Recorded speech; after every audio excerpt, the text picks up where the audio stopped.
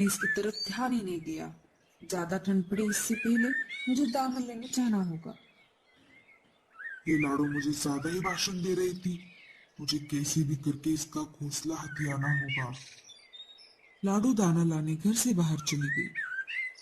यही सही समय है। मुझे लाडो का घर हड़पना होगा।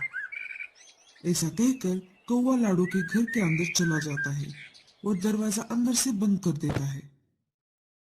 लाडो को दाना लाने में काफी देर हो जाती है।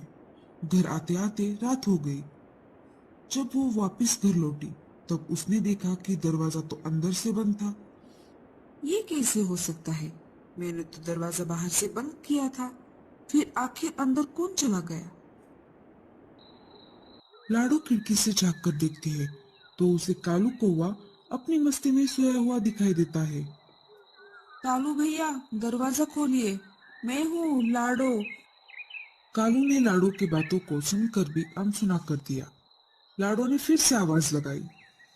कालू भैया, क्या आप मेरी बात को सुन पा रहे हो? बाहर बहुत ठंड है। इस कड़कड़ाती ठंड में मैं जम जाऊंगी।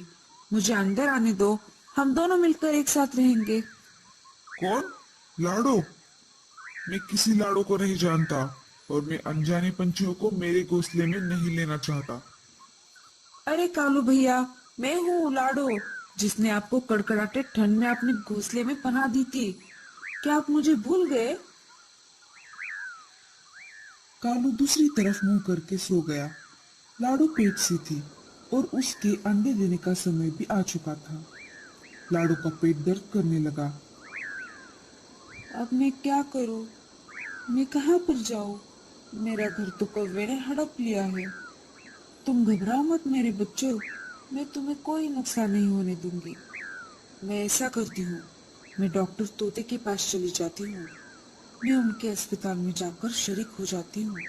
मेरा ठंड से बचाव भी होगा और उनके पास मेरा गुजारा भी होगा।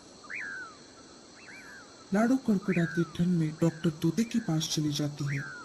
लाडो डॉक्टर तोते के घर के बाहर आ जाती है और घर का दरवाजा खटखटाती है। कौन है? डॉक्टर चाचा, मैं हूँ लाडो, दरवाजा खोलिए।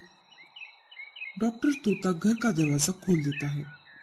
लाडो, जल्दी से अंदर आओ, बाहर बहुत ठंड है। डॉक्टर चाचा, मेरे अंडे बाहर आने वाले हैं। कालू कौवे ने मेरे घोंसले पर कब्जा कर लिया है। मुझे समझ नहीं आ रहा था कि मैं क्या करूं। तभी मुझे आपका ख्याल आया। आप देख लीजिए, मेरा पेट बहुत दुख रहा है। तुम चिंता मत करो लाडो, मैं हूं ना।